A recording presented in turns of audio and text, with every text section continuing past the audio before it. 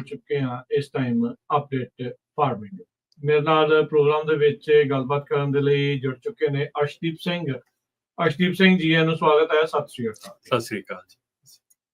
ਸਾਡੇ ਅੱਜ ਦੇ ਇਸ ਪ੍ਰੋਗਰਾਮ ਨੂੰ ਤੁਹਾਡੇ ਸਾਰਿਆਂ ਤੱਕ ਪਹੁੰਚਾਉਣ 'ਚ ਸਹਿਯੋਗ ਕਰਦੇ ਨੇ ਖਾਲਸਾ ਇੰਸ਼ੋਰੈਂਸ ਏਜੰਸੀ, ਜਿਨ੍ਹਾਂ ਦੇ ਕੋਲੋਂ ਹਰ ਤਰੀਕੇ ਦੀ ਇੰਸ਼ੋਰੈਂਸ ਕਰਵਾ ਸਕਦੇ ਹੋ। ਇੰਸ਼ੋਰੈਂਸ ਬਾਰੇ ਪਤਾ ਕਰਨ ਲਈ ਕਾਲ 408-272-2500 ਦੇ ਉੱਤੇ। Jasbir Singh Nijjar, Tracy, almond board of California. Harvey Nijjar, crop insurance ਕਰਵਾਉਣੀ ਹੋਵੇ, ਫਾਰਮ ਦੀ ਇੰਸ਼ੋਰੈਂਸ ਦੇ ਨਾਲ ਸੰਬੰਧਿਤ ਕੋਈ ਸਵਾਲ ਹੋਵੇ, ਤੁਸੀਂ ਇਹਨਾਂ ਦੇ ਨਾਲ ਸੰਪਰਕ ਕਰ ਸਕਦੇ ਹੋ। ਪਿਛਲੇ ਦਿਨਾਂ ਦੇ ਵਿੱਚ ਪੰਜਾਬੀ ਅਮਰੀਕਨ ਗਰੋਵਰਸ ਗਰੁੱਪ ਦੇ ਵੱਲੋਂ ਅਰਸ਼ਦੀਪ ਸਿੰਘ ਹੋਰਾਂ ਨੂੰ ਮੌਕਾ ਮਿਲਿਆ ਸੀਗਾ ਜਾ ਕੇ ਰਿਪਰੈਜ਼ੈਂਟ ਕਰਨ ਦਾ ਮੌਕਾ ਸੀਗਾ, ਜਿੱਥੇ ਸੈਨੇਟ ਦੇ ਵਿੱਚ, ਕੈਲੀਫੋਰਨੀਆ ਦੀ ਸੈਨੇਟ ਦੇ ਵਿੱਚ ਇੱਕ ਉਹ ਹੀਅਰਿੰਗ ਜਿਹੜੀ ਹੋਈ ਸੀ, ਜੋ ਕਿ ਖਾਸ ਕਰਕੇ ਸਿਗਮਾ ਨੂੰ ਜਿਹੜਾ ਉਹ ਲੈ ਕੇ ਸੀ।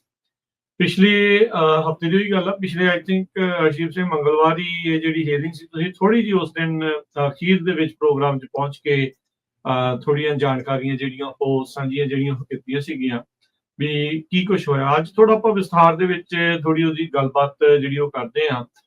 ਸੋ ਦੱਸਿਓ, ਸੈਨੇਟ ਹੀਅਰਿੰਗ ਦੇ ਵਿੱਚ ਜਿਹੜਾ ਸਿਗਮਾ ਨੂੰ ਲੈ ਕੇ ਜਿਹੜੇ 11 ਸਾਲ ਅਰਸ਼ਦੀਪ ਸਿੰਘ ਹੋ ਚੁੱਕੇ ਨੇ ਜਾਂ ਹੋ ਗਏ ਨੇ, ਉਸ ਨੂੰ ਲੈ ਕੇ ਵੀ ਉਹ ਕੀ ਸੋਚ ਰਹੇ ਆ, ਕੀ ਉਸ ਦੇ ਵਿੱਚ ਉਹਨਾਂ ਨੇ ਕਰਨਾ ਆ। ਸੋ ਕੀ ਜਿਹੜੀਆਂ ਗੱਲਾਂ ਆ ਉੱਥੇ ਮੇਨ ਜਿਹੜੀਆਂ ਹੋਈਆਂ। ਹਾਂਜੀ, ਨਹੀਂ ਦੇਖੋ, ਜਿਵੇਂ ਆਪਾਂ ਪਿਛਲੇ ਹਫ਼ਤੇ ਥੋੜਾ ਜਿਹਾ ਕਾਲੀ 'ਚ ਆਪਾਂ ਅਪਡੇਟ ਦਿੱਤੀ ਸੀਗੀ, ਹੈ ਨਾ, ਤੇ ਉਦੋਂ ਮੈਂ ਸਿੱਧਾ ਸੈਕਰਾਮੈਂਟੋ ਸੈਨੇਟ ਤੋਂ ਇੱਥੇ ਆ ਕੇ ਸਟੂਡੀਓ 'ਚ ਰੁਕਿਆ ਸੀਗਾ ਜੀ। ਤੇ ਕਿਉਂਕਿ ਮੈਨੂੰ ਆਏ ਸੀਗਾ ਵੀ ਥੋੜੀ ਜਿਹੀ ਅਪਡੇਟ ਦਿੱਤੀ ਜਾਵੇ ਜਿੰਨੀ ਕੁ ਆਪਾਂ ਦੇ ਸਕਦੇ ਹਾਂ।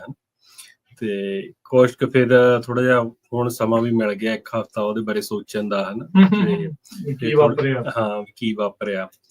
ਤੇ ਜਿਹੜੀ ਸੈਨੇਟ ਮੀਟਿੰਗ ਹੋਈ ਸੀਗੀ, ਦੇਖੋ ਇਹਦੀ ਹਿਸਟਰੀ ਆਪਾਂ ਇੱਕ ਵਾਰ ਫੇਰ ਦੱਸ ਦਈਏ ਵੀ ਕਿਉਂ ਹੋਈ ਆ।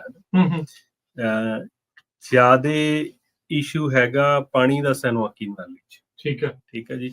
ਆਪਾਂ ਸਰੋਤਿਆਂ ਨੂੰ ਦੱਸਦੇ ਜਾਈਏ ਵੀ ਜੇ ਕੈਲੀਫੋਰਨੀਆ ਦੇ ਪਾਣੀ ਦੀ ਗੱਲ ਕਰੀਏ ਤਾਂ 2/3 ਪਾਣੀ ਕੈਲੀਫੋਰਨੀਆ ਦਾ ਨਾਰਥ 'ਚ, ਸੈਕਰਾਮੈਂਟੋ ਰਿਵਰ ਤੇ ਜਿਹੜਾ ਹੈਗਾ ਵੈਲੀ 'ਚ, ਤੇ 1/3 ਹੈਗਾ ਸਾਊਥ 'ਚ। ਹਾਂਜੀ, ਠੀਕ ਹੈ ਜੀ। ਪਰ ਜਿਹੜੀ 2/3 ਵਸੋਂ ਤੇ 2/3 ਜਿਹੜੀ ਖੇਤੀਬਾੜੀ ਵਾਲੀ ਜ਼ਮੀਨ ਆ ਉਹ ਸਾਊਥ 'ਚ ਆ। ਇਸ ਕਰਕੇ ਇੱਕ ਇੰਬੈਲੈਂਸ ਆ ਵੀ ਪਾਣੀ ਦਾ ਤੇ ਖੇਤੀ ਵਾਲੀ ਜ਼ਮੀਨ ਦਾ ਜਾਂ ਜਿਹੜੇ ਰਹਿਣ ਵਾਲੇ। ਠੀਕ ਹੈ। ਤੇ ਕਿਉਂ ਹੋਇਆ ਇਹਦੇ ਵਿੱਚ ਆਪਾਂ ਨਾ ਜਾਈਏ, ਬੜੀ ਲੰਬੀ ਸਟੋਰੀ ਆ, ਹਨਾ। ਤੇ ਆਪਾਂ ਜਿਹੜੀ ਚੀਜ਼ ਆਪਣੇ ਕੋਲੇ ਹੁਣ ਹੈਗੀ ਆ, ਆਪਾਂ ਉਹਦੇ ਤੇ ਗੱਲ ਕਰਨ ਦੀ ਕੋਸ਼ਿਸ਼ ਕਰੀਏ। ਠੀਕ ਹੈ। ਸੋ ਇਹ ਸਾਡੀ ਸਿਚੁਏਸ਼ਨ ਬਣੀ ਆ। ਤੇ ਇਹਦੇ ਵਿੱਚ ਸਟੇਟ ਨੇ ਜਦੋਂ ਅੱਗੇ 80s 90s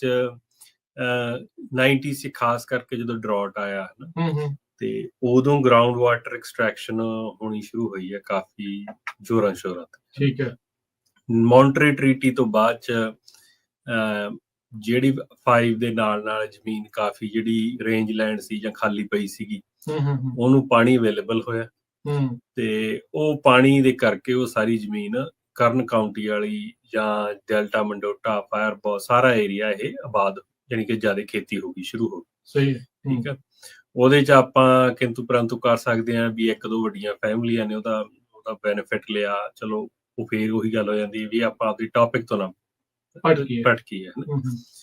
ਸੋ ਉਸ ਕਰਕੇ ਜ਼ਮੀਨ ਜ਼ਿਆਦਾ ਹੋ ਗਈ ਖੇਤੀ ਵਾਲੀ, ਤੇ ਜਿਹੜਾ ਵੈਦਰ ਤੇ ਪੈਟਰਨ 'ਚ ਬਹੁਤ ਜ਼ਿਆਦਾ ਚੇਂਜਸ ਆ ਰਹੀਆਂ। ਹਾਂਜੀ, ਹੈ ਨਾ। ਜਾਂ ਤਾਂ ਜਿਹੜੀ ਐਕਸਟ੍ਰੀਮ ਹੁੰਦਾ ਜਾਂਦਾ ਵੈਦਰ ਕੈਲੀਫੋਰਨੀਆ ਦੇਖਿਆ ਜਾਵੇ, ਜਾਂ ਤਾਂ ਬਹੁਤ ਜ਼ਿਆਦਾ ਮੀਂਹ ਪੈਂਦੇ ਨੇ, ਤੇ ਜਾਂ ਜਮਾਂ ਹੀ ਸੋਕਾ ਆ ਜਾਂਦਾ। ਜਦੋਂ ਸੋਕਾ ਆ ਜਾਂਦਾ ਉਦੋਂ ਆਏ ਨਹੀਂ ਗਾ ਵੀ 1 ਸਾਲ ਮੀਂਹ ਨਹੀਂ ਪਿਆ, ਫਿਰ ਕਈ ਸਾਲ ਜਿਵੇਂ 2014-15 ਵਾਲਾ ਆਪਾਂ ਡਰਾਟ ਦੇਖਿਆ, ਜਾਂ ਆਪਾਂ 17-18 ਦੇ ਨੇੜੇ ਤੇੜੇ ਫੇਰ 2 ਸਾਲ ਦੇਖਿਆ, ਹੈ ਨਾ। ਤੇ ਉਹ ਕੰਸਿਸਟੈਂਟ ਹੋ ਗਿਆ, ਜ਼ਿਆਦਾ ਪੈਟਰਨ ਰਿਪੀਟ ਹੋ ਰਿਹਾ। ਹਾਂ, ਤੇ ਉਹਦੇ ਲਈ ਦੇਖੋ 2 ਹੀ ਸੋਲਿਊਸ਼ਨ ਹੁੰਦੇ ਆ ਵੀ ਜਾਂ ਤਾਂ ਤੁਸੀਂ ਸਟੋਰ ਕਰ ਲਓ ਪਾਣੀ, ਹੈ ਨਾ। ਸਟੋਰੇਜ ਆਪਣੇ ਕੋਲ ਨਹੀਂ ਹੈ। ਸਟੋਰੇਜ ਦਾ ਦੇਖੋ ਇਸ਼ੂ ਹੈਗਾ ਹੀ ਆ ਵੀ ਹੁਣ এনवायरमेंटल ਰੀਜ਼ਨ ਕਰਕੇ ਆਪਣੀ ਸਟੋਰੇਜ ਨਹੀਂ ਬਣਨੀ ਗੀ ਪਾਣੀ ਦੀ, ਨਾ ਹੈ ਬਣਨੀ ਆ ਤੇ ਨਾ ਹੀ ਗਾਹਾਂ ਬਣਨ ਦੇਣੀ ਆ। ਠੀਕ ਹੈ ਜੀ, ਉਹ ਆਪਾਂ ਨੂੰ ਮੰਨ ਕੇ ਚੱਲਣਾ ਚਾਹੀਦਾ। ਠੀਕ ਹੈ। ਤੇ ਦੂਜਾ ਹੁੰਦਾ ਵੀ ਤੁਹਾਡੀਆਂ ਜਿਹੜੀਆਂ ਕ੍ਰਾਪਸ ਨੇ ਉਹ ਇਹੋ ਜਿਹੀਆਂ ਹੋਣ ਵੀ ਜਿਸ ਸਾਲ ਮੀਂਹ ਨਾ ਪੈਂਦਾ ਹੋਵੇ ਉਸ ਸਾਲ ਤੁਸੀਂ ਉਹ ਕ੍ਰਾਪਸ ਲਾ ਲਓ, ਜੇ ਨਾ ਲਾਓ ਜਾਂ ਜਿਹਦੇ ਜਾਂ ਪਾਣੀ ਹੈਗਾ ਉਦੋਂ ਲਾਓ। ਪਰ ਜਿੱਦਾਂ ਦਾ ਪੈਟਰਨ ਉਹਦੇ ਵਿੱਚ ਇਹ ਚਾਂਸ ਨਹੀਂ ਹੈ। ਹਾਂਜੀ, ਨਹੀਂ ਦੇਖੋ ਜੇ ਤੁਸੀਂ ਟਮਾਟਰ ਲਾਉਣੇ ਆ, ਕਾਟਨ ਲਾਉਣੇ, ਜਦੋਂ ਪਾਣੀ ਨਹੀਂ ਹੈਗਾ ਤਾਂ ਨਾ ਲਾਓ ਉਸ ਸਾਲ। ਮੈਜੋਰਟੀ ਦੀ ਗੱਲ ਕਰਦੇ ਆ, ਮੈਜੋਰਟੀ ਚ ਆਪਾਂ ਹੁਣ ਪਰਮਾਨੈਂਟ ਪਲਾਂਟੇਸ਼ਨ ਚ ਚਲੇ ਗਏ ਹਾਂ, ਵੀ ਉਹ ਆਪਸ਼ਨ ਹੀ ਨਹੀਂ ਰਹੀ, ਉਹ ਆਪਸ਼ਨ ਨਹੀਂ ਰਹੀ ਹੈ ਨਾ, ਖਾਸ ਕਰਕੇ ਸੈਨ ਵਾਕੀਨ ਵੈਲੀ ਸਭ ਤੋਂ ਜ਼ਿਆਦਾ ਨਟਸ ਦੀ ਪ੍ਰੋਡਕਸ਼ਨ ਸੈਨ ਵਾਕੀਨ ਕਾਰਨ ਤੇ ਫ੍ਰੈਜ਼ਨੋ ਕਾਉਂਟੀ ਸਭ ਤੋਂ ਜ਼ਿਆਦਾ। ਠੀਕ ਹੈ ਜੀ। ਤੇ ਸੋ ਇਹ ਇੱਕ ਇਹੋ ਜਿਹੀ ਸਿਚੁਏਸ਼ਨ ਬਣ ਗਈ ਵੀ ਜਿੱਥੇ ਨਾ ਚਾਹੁੰਦੇ ਹੋਏ ਵੀ ਥੱਲਿਓਂ ਪਾਣੀ ਨੂੰ ਪੁੱਲ ਕਰਨਾ ਹੀ ਪੈਂਦਾ। ਠੀਕ ਹੈ ਜੀ। ਉਹ ਸਾਡੀ ਡਿਮਾਂਡ ਕੰਸਿਸਟੈਂਟ ਆ, ਹਰੇਕ ਸਾਲ ਵੀ ਇੰਨੀ ਰਹਿਣੀ ਆ, ਹਨਾ। ਤੇ ਜੇ ਤਾਂ ਸਾਨੂੰ ਸਰਫੇਸ ਵਾਟਰ ਦੀ ਐਲੋਕੇਸ਼ਨ ਹੋ ਜਾਂਦੀ ਹੈ ਤਾਂ ਉਹਦੇ ਲਈ ਕਾਫੀ ਫਾਇਦਾ ਹੋ ਜਾਂਦਾ, ਤੇ ਜੇ ਨਹੀਂ ਹੁੰਦਾ ਤਾਂ ਫਿਰ ਜ਼ਿਆਦਾ ਹੋਰ ਓਵਰਡਰਾਫਟ ਹੋਣ ਲੱਗ ਜਾਂਦਾ। ਠੀਕ ਹੈ ਜੀ। ਸੋ ਇਸ ਚੀਜ਼ ਨੂੰ ਕੰਪਨਸੇਟ ਕਰਨ ਨੂੰ ਜਾਂ ਟੈਕਲ ਕਰਨ ਨੂੰ ਜਿਹੜਾ state ground water management act ਉਹ ਬਣਿਆ 2000 ਚ ਬਣਿਆ, ਚਲੋ ਪਹਿਲਾਂ 2014 ਚ ਲਾਗੂ ਹੋਇਆ। ਠੀਕ ਹੈ। ਉਹ ਲਾਗੂ ਪਹਿਲਾਂ ਜਿਹੜਾ 6 ਸਾਲ ਤੱਕ ਤਾਂ ਜਿਹੜੇ GSAs ਫਾਰਮ ਜਿਹਨੂੰ ਆਪਾਂ ਕਹਿ ਲਿਆ ਵੀ ਪ੍ਰੈਪ ਵਰਕ ਚੱਲਿਆ ਉਹਨਾਂ ਦਾ 2020-21 ਦੇ ਨੇੜੇ ਆ ਕੇ ਉਹਦੀ ਇੰਪਲੀਮੈਂਟੇਸ਼ਨ ਸ਼ੁਰੂ ਹੋਈ। ਠੀਕ ਹੈ ਜੀ। 22 ਦੇ ਵਿੱਚ ਸਾਨੂੰ ਕਾਫੀ ਵਿਜ਼ੀਬਲ ਹੋ ਗਈ ਹੈ ਜਦੋਂ ਸਾਨੂੰ ਫੀਸ ਤੇ ਪੈਨਲਟੀਆਂ ਲੱਗ ਕੇ ਬਿੱਲਾਂ ਚ ਆ ਗਈਆਂ। ਠੀਕ ਹੈ ਜੀ।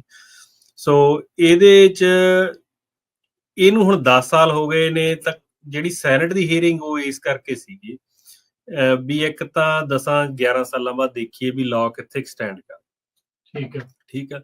ਦੂਜੀ ਜਿਹੜੀ senate the natural resources and water committee ਆ, ਉਹ ਚ 7 ਸੈਨੇਟਰ ਨੇ, ਹਨਾ, ਤੇ ਉਹ ਜਾਣਨਾ ਚਾਹੁੰਦੇ ਸੀਗੇ ਵੀ ਇਹਦੇ ਕੀ ਪ੍ਰੋਜ਼ ਐਂਡ ਕੌਨਸ ਨੇ, ਕੀ ਫਾਇਦੇ ਨੁਕਸਾਨ, ਹਨਾ। ਤੇ ਵੀ ਜਿਹੜੀਆਂ, ਕਿਉਂਕਿ ਉਹਨਾਂ ਨੂੰ ਦੋਨੋਂ ਤਰੀਕੇ ਦੀ ਫੀਡਬੈਕ ਤਾਂ ਮਿਲ ਹੀ ਰਹੀ ਸੀ, ਇਹ ਤਾਂ ਨਹੀਂ ਹੋ ਸਕਦਾ ਵੀ ਨਾ ਮਿਲੇ ਮਿਲੀ ਹੋਵੇ, ਹਾਂ। ਤੇ ਇਸ ਕਰਕੇ ਜ਼ਿਆਦੇ ਉੱਥੇ ਲਾਅ ਮੇਕਰ ਸੀਗੇ। ਦੇਖੋ ਪਹਿਲੇ ਪੈਨਲ ਦੇ ਵਿੱਚ 5 ਜਣੇ ਸੀਗੇ, ਤੇ ਪਹਿਲੇ ਚ 4 ਸੀ, ਦੂਜੇ ਚ ਅਸੀਂ 6 ਜਣੇ ਸੀ। ਸੋ 10 ਪੈਨਲਿਸਟ ਦੇ ਵਿੱਚੋਂ ਦੇਖੋ ਇੱਕੋ ਹੀ ਗਰੋਵਰ ਸੀਗਾ 10 ਚੋਂ। ਹਾਂ, ਤੁਸੀਂ, ਮੈਂ ਇਕੱਲਾ। ਠੀਕ ਹੈ। ਠੀਕ ਹੈ ਜੀ। ਤੇ ਜਿੰਨੀਆਂ ਪਿਛਲੇ ਸਾਲ ਦੀਆਂ ਮੀਟਿੰਗਸ ਆਪਾਂ ਕਈ ਕਵਰ ਵੀ ਕੀਤੀਆਂ ਨੇ, ਆਪਾਂ ਜਾ ਕੇ ਗੱਲ ਵੀ ਕੀਤੀ ਆ ਉੱਥੇ, ਤਾਂ ਇਹ ਹੁੰਦਾ ਵੀ ਗਰੋਵਰ ਹੁੰਦਾ ਹੀ ਨਹੀਂ ਸੀਗਾ, ਹਨਾ। ਸੋ ਆਪਣਾ ਜਿਹੜਾ ਪਿਛਲਾ 2 ਸਾਲਾਂ ਦਾ ਆਪਣੀ ਜਿਹੜਾ ਕੰਮ ਕੀਤਾ ਉਹਦੇ ਚ ਯਾਨੀ ਕਿ ਇਹ ਹੋ ਗਿਆ ਵੀ ਆਪਾਂ ਇੱਕ ਬਰਾਬਰ ਦੀ ਧਿਰ ਬਣ ਕੇ ਸੀਟ ਤੇ ਬਹਿ ਗਏ ਗਰੋਵਰ। ਠੀਕ ਹੈ। ਦੇਖੋ ਇੱਥੇ ਰਾਜਕਨ ਜੀ ਇਹ ਬਹੁਤ ਵੱਡੀ ਗੱਲ ਆ ਵੀ ਆਪਾਂ ਅੱਗੇ ਗੱਲ ਕਰਦੇ ਹੁੰਦੇ ਆ ਵੀ ਪੰਜਾਬੀ ਕਮਿਊਨਿਟੀ ਨਹੀਂ ਇਕੱਠੇ ਨਹੀਂ ਹੁੰਦੇ, ਜਾਂ ਜੇ ਸਾਡੇ ਚ ਪ੍ਰੋਬਲਮ ਆਪਾਂ ਕਦੇ ਮੈਨੂੰ ਲੱਗਦਾ ਵੀ ਆਪਦੇ ਆਪ ਨੂੰ ਜ਼ਿਆਦਾ ਹੀ ਕ੍ਰਿਟੀਸਾਈਜ਼ ਕਰਨ ਲੱਗ ਜਾਂਦੇ। ਪਰ ਹੁਣ ਇਹ ਦੇਖੋ ਵੀ ਜਿੰਨੀਆਂ ਵੀ ਪਿਛਲੇ 2 ਸਾਲ ਚ ਵਧੀਆ ਮੀਟਿੰਗਸ ਹੋਈਆਂ ਨੇ ਜਿੱਥੇ ਲੈ ਉੱਥੇ ਕਿਹੜੀ ਗੋਰਿਆਂ ਦੀ ਕਮਿਊਨਿਟੀ ਬੈਠੀ ਸੀਗੀ ਫਾਰਮਰਾਂ ਨੂੰ ਰਿਪਰੈਜ਼ੈਂਟ ਕਰਨ? ਉਹ ਵੀ ਨਹੀਂ ਸੀ। ਠੀਕ ਹੈ ਨਾ। ਜਾਂ ਮੈਕਸੀਕਨ ਦੀ, ਲੈਟੀਨੋਸ ਦੀ, ਜਾਂ ਮੌਂਗ ਦੀ, ਕਿਤੇ ਵੀ ਕੋਈ ਨਹੀਂ ਹੁੰਦਾ। ਬੇਸਿਕਲੀ ਇਹ ਸਾਡੀ ਕਮਿਊਨਿਟੀ ਦਾ ਇਸ਼ੂ ਨਹੀਂ ਹੈਗਾ, ਇਹ ਇਸ਼ੂ ਸਾਰੇ ਗਰੋਅਰ ਦਾ ਹੀ, ਫਾਰਮਰ ਇਸ਼ੂ ਹੈ, ਹੈਨਾ। ਕੋਈ ਵੀ ਨਹੀਂ ਹੁੰਦਾ ਸੀਗਾ। ਸੋ ਪਹਿਲੀ ਵਾਰ ਫਾਰਮਰ ਵੌਇਸ ਹੋਈ ਆ ਉੱਥੇ, ਤੇ ਮੈਨੂੰ ਬਾਅਦ ਚ ਜਾਨੀ ਕਿ ਜਦੋਂ ਉਹਨਾਂ ਨੂੰ ਗੱਲ ਕਰਨ ਦਾ ਮੌਕਾ ਮਿਲਿਆ ਤਾਂ ਉਹਨਾਂ ਨੇ ਕਿਹਾ ਵੀ ਪਹਿਲੀ ਵਾਰ ਕਿਸੇ ਪੰਜਾਬੀ ਸਿੱਖ ਨੇ ਫਾਰਮਿੰਗ ਚ ਆ ਕੇ ਸੈਨੇਟ ਚ ਬੋਲਿਆ ਕੈਲੀਫੋਰਨੀਆ, ਪਹਿਲੀ ਵਾਰ। ਹਾਂਜੀ, ਇਸ ਮੁੱਦੇ ਤੇ ਸਾਡੇ ਲਈ ਇਹੀ ਬਹੁਤ ਵੱਡੀ ਗੱਲ ਹੈਨਾ। ਪਹਿਲੀ ਵਾਰੀ ਮਾਣ ਵਾਲੀ ਗੱਲ ਆ। ਦੇਖੋ ਅਸੀਂ ਜੇ ਆਪਾਂ ਇਕੱਲੇ ਪੱਗ ਸਾਡਾ ਨਾਂ ਰੱਖਿਆ ਆਰਗੇਨਾਈਜੇਸ਼ਨ ਦਾ ਪੰਜਾਬੀ ਅਮਰੀਕਨ ਗਰੋਵਰਸ ਗਰੁੱਪ, ਦੇਖੋ ਪਹਿਲਾਂ ਅਸੀਂ ਸਿੱਖੀ ਨੂੰ ਰਿਪਰੈਜ਼ੈਂਟ ਕਰਦੇ ਹਾਂ। ਹਾਂਜੀ, ਠੀਕ ਹੈ, ਨਿਸ਼ਾਨ ਆ ਜਿਹੜਾ ਤੁਹਾਡਾ। ਹਾਂ, ਸੋ ਪਹਿਲਾਂ ਤਾਂ ਦੇਖੋ ਇਹ ਸਾਡਾ ਕਿੱਡਾ ਵੱਡਾ ਜਿਹੜਾ ਮੋਟੋ ਅਚੀਵ ਹੋਇਆ ਜਾਂ ਕਿੱਡਾ ਗੋਲ ਅਚੀਵ ਹੋਇਆ ਵੀ ਉੱਥੇ ਜਾ ਕੇ ਬੈਠਣ ਦਾ, ਤੇ ਤੁਹਾਡੀ ਵਿਲੱਖਣਤਾ ਉੱਥੇ ਦਿਖੀ ਜਾ ਕੇ। ਸਹੀ ਗੱਲ। ਠੀਕ ਹੈ ਨਾ। ਦੂਜੀ ਗੱਲ ਵੀ ਇੰਨੇ 10 ਜਣਿਆਂ ਚੋਂ ਸਿਰਫ ਇੱਕ ਬੰਦੇ ਨੇ ਗਰੋਅਰ ਦੀ ਪਰਸਪੈਕਟਿਵ ਦੀ ਗੱਲ ਕੀਤੀ। ਬਾਕੀ 9 ਦੇ 9 ਜਣਿਆਂ ਨੇ ਦੇਖੋ ਰਾਜਕਰਨ ਜੀ ਸਿਗਮਾ ਦੇ ਗੁਣ ਗਾਏ ਨੇ। ਉਹ ਕਹਿੰਦੇ ਵੀ ਇਹ ਤਾਂ ਬਹੁਤ ਵਧੀਆ ਚੀਜ਼ ਹੈ। ਹਾਂ, ਤੇ ਜੇ ਕਿਸੇ ਨੇ ਕ੍ਰਿਟੀਸਾਈਜ਼ ਕੀਤਾ, ਜਦੋਂ ਆਪਾਂ ਪਿਛਲੀ ਵਾਰ ਵੀ ਵੁੱਡਲੈਂਡ ਵਾਲੀ ਮੀਟਿੰਗ ਤੋਂ ਬਾਅਦ ਚ ਗੱਲ ਕੀਤੀ ਸੀ, ਤਾਂ ਇਹ ਕੀਤਾ ਸੀਗਾ ਵੀ ਸਿਗਮਾ ਦੇ ਕੋਲ ਪਾਵਰ ਘੱਟ ਹੈ, ਇਹਨੂੰ ਪਾਵਰ ਹੋਰ ਦੇਣੀ ਚਾਹੀਦੀ। ਉੱਥੇ ਇਹ ਚਰਚਾ ਸੀ। ਇਹ ਦੇਖੋ ਉਦੋਂ ਵੀ ਇਹ ਗੱਲ ਹੋਈ ਹੈਨਾ। ਤੇ ਮੈਨੂੰ ਬਾਅਦ ਚ ਥੋੜਾ ਜਿਹਾ ਮੌਕਾ ਵੀ ਮਿਲਿਆ ਉਹਦੇ ਬਾਰੇ ਸੋਚਣ ਦਾ, ਉਦੋਂ ਦੀ ਡਿਸਕਸ਼ਨ ਬਾਰੇ ਕੁਛ ਮੈਂ ਚਲੋ ਰਿਪੀਟ ਜਿਹੜਾ ਰਿਕਾਰਡਿੰਗ ਕੀਤੀ ਸੀ ਉਹ ਦੁਬਾਰਾ ਸੁਣੀ ਹੈਨਾ। ਤੇ ਬਹੁਤ ਸਾਰੀਆਂ ਸਿਮਿਲੈਰਿਟੀਜ਼ ਲੱਗੀਆਂ ਮੈਨੂੰ, ਜਿਹੜੀਆਂ ਸਮਾਨਤਾਵਾਂ ਦਿਖੀਆਂ ਨੇ ਵੁੱਡਲੈਂਡ ਵਾਲੀ ਮੀਟਿੰਗ ਤੇ ਇੱਥੇ ਜਿਹੜੀ ਆ ਸੈਨੇਟ ਦੀ ਹੀਅਰਿੰਗ। ਹਾਂ, ਜਿਹੜਾ state water resource control board ਆ ਤੇ DWR ਆ, ਉਹ ਨਿਊਟਰਲ ਪੋਜੀਸ਼ਨ ਲੈਂਦੇ ਹਰੇਕ ਵਾਰ। ਕੀ ਸਿਮਿਲੈਰਿਟੀਜ਼ ਤੁਹਾਨੂੰ ਲੱਗਦੀ? ਜਿਹੜੀਆਂ ਮੇਰਾ ਕਹਿਣ ਸਿਮਿਲੈਰਿਟੀਜ਼ ਵਿੱਚ ਇਹ ਹੈ ਵੀ state water resource control board ਤੇ DWR ਨਿਊਟਰਲ ਦੀ ਪੋਜੀਸ਼ਨ ਲੈ ਲੈਂਦੇ ਆ। ਠੀਕ ਹੈ ਜੀ। ਜਿਹੜੇ ਹੈਗੇ ਨੇ ਲਾ ਮੇਕਰਸ ਜਿਵੇਂ ਪ੍ਰੋਫੈਸਰ ਫਰੈਂਕ ਸੀਗਾ ਤੇ ਜਾਂ ਜਿਹੜੇ ਮਗਰ ਬੈਠੇ ਸੀਗੇ ਜਾਂ এনवायरमेंटਲਿਸਟ ਸੀਗੇ, ਉਹ ਪੁਸ਼ ਕਰਦੇ ਆ ਵੀ ਸਿਗਮਾ ਨੂੰ ਹੋਰ ਵੀ ਜ਼ਿਆਦਾ ਪਾਵਰ ਦਿੱਤੀਆਂ। ਸੋ ਨਿਊਟਰਲ ਪੋਜੀਸ਼ਨ ਤੋਂ ਕੀ ਭਾਵ ਆ ਵੀ ਉਹ ਨਾ ਸਰਕਾਰ ਵੱਲ, ਨਾ ਉਹ ਸਿਗਮਾ ਦੇ ਹੱਕ 'ਚ, ਨਾ ਉਹ ਕਿਸਾਨ ਦੇ ਹੱਕ 'ਚ, ਕੀ ਮਤਲਬ ਭਾਵ ਨਿਊਟਰਲ? ਨਹੀਂ, ਉਹਨਾਂ ਦਾ ਜਦੋਂ ਉਹਨਾਂ ਨੂੰ ਪੁੱਛਿਆ ਜਾਂਦਾ ਵੀ ਤੁਸੀਂ ਸਿਗਮਾ ਕੀ ਚੇਂਜਸ ਦੇਖਣੀ ਚਾਹੁੰਦੇ ਆ ਹਨਾ, ਤਾਂ ਉਹ ਬੜੀ ਨਿਊਟਰਲ ਜੀ ਉਹ ਕਹਿੰਦੇ ਵੀ ਨਹੀਂ, ਐਵਰੀਥਿੰਗ ਇਜ਼ ਗੁੱਡ ਹਨਾ, we are meeting our targets, everything is on track. ਠੀਕ ਆ। ਉਹ ਇਹ ਵੀ ਨਹੀਂ ਕਹਿੰਦੇਗੇ ਵੀ ਨਹੀਂ ਜਿਹੜਾ ਇਹ ਚੈਲੰਜ ਹੋਇਆ ਲਾਅ 'ਚ ਕਮੀਆਂ ਨੇ, ਤੇ ਉਹ ਇਹ ਵੀ ਨਹੀਂ ਕਹਿੰਦੇ ਵੀ ਨਹੀਂ ਗਰੋਅਰਸ ਦਾ ਸੈਨ ਜੋਆਕਿਨ ਵੈਲੀ 'ਚ ਟੋਟਲੀ ਦਿਵਾਲੀਆ ਨਿਕਲ ਜਾਂਦਾ ਸਿਗਮਾ। ਅੱਛਾ। ਠੀਕ ਆ। ਉਹ ਜਿਹੜਾ ਉਹਨਾਂ ਦਾ ਪਰਪਸ ਹੁੰਦਾ ਉਹਨੂੰ ਉਸ ਟਰੈਕ ਤੇ ਹੀ ਰੱਖਦੇ ਆ ਹੈ ਨਾ। ਜਿਵੇਂ DWR ਪਾਲ ਗੌਸਲਿਨ ਨੇ ਜਿੰਨੀ ਵੀ ਵਾਰ ਕਿਹਾ, ਉਹ ਕਹਿੰਦਾ ਵੀ ਹਾਂ ਆਹ ਚੀਜ਼ਾਂ ਹੈਗੀਆਂ ਨੇ, I can not speak about that, ਕਿ ਮੈਂ ਲੀਗਲ ਨਹੀਂ ਹੈਗਾ। ਫਿਰ ਇਹੋ ਜਿਹੀ ਦੇ ਆਂਸਰ ਆਉਣੇ ਸ਼ੁਰੂ ਹੋ ਜਾਂਦੇ ਹੁੰਦੇ ਜਿੱਥੇ ਤੁਸੀਂ ਜ਼ਿਆਦਾ ਪੁਆਇੰਟ ਕਰਨ ਲੱਗ ਜਾਓ ਹਨਾ। ਤੇ ਜਿਹੜੀ ਇਹ ਇਨਫੋਰਮੇਸ਼ਨਲ ਹੀਅਰਿੰਗ ਸੀਗੀ, ਮੈਨੂੰ ਲੱਗਦਾ ਜੇ ਦੂਜੀ ਹੋਵੇ ਹੀਅਰਿੰਗ ਤਾਂ ਮੈਨੂੰ ਲੱਗਦਾ ਸੈਨੇਟ ਜ਼ਿਆਦਾ ਗ੍ਰਿਲ ਵੀ ਕਰੂਗੀ ਤੁਹਾਨੂੰ ਕੁਐਸਚਨਸ। ਸੋ ਇਨਫੋਰਮੇਸ਼ਨਲ ਹੀਅਰਿੰਗ ਕਰਕੇ ਉਹ ਜਿੰਨੀ ਗੱਲ ਕਹਿੰਦੇ ਸੀ ਉਨੀ ਸੁਣ ਲੈਂਦੇ ਸੀ ਤੇ ਉਹ ਨੋਟਸ ਲੈ ਲੈਂਦੇ ਸੀ ਹਨਾ। ਤੇ ਪਰ ਮੈਨੂੰ ਚਾਹੀਦਾ ਵੀ ਹੀਅਰਿੰਗ ਜਿਹੜੀ ਸਟੈਂਡਰਡ ਉਹੀ ਹੋਣੀ ਚਾਹੀਦੀ ਹੈ ਜਿੱਥੇ ਤੁਸੀਂ ਗ੍ਰਿਲ ਕਰੋ ਉਹਨਾਂ ਨੂੰ ਹਨਾ। ਮੇਬੀ ਅਗਲਾ ਸਟੈਪ ਇਹ ਦੇਖੋ ਇਹ ਹੋ ਸਕਦਾ ਹੁਣ ਕਮੇਟੀ ਬਣੂਗੀ, ਕੀ ਐਕਸ਼ਨ ਹੋਊਗਾ, ਚਲੋ ਤਾਂ ਹੁਣ ਆਪਾਂ ਨੂੰ ਬਾਅਦ ਚ ਪਤਾ ਲੱਗੂਗਾ।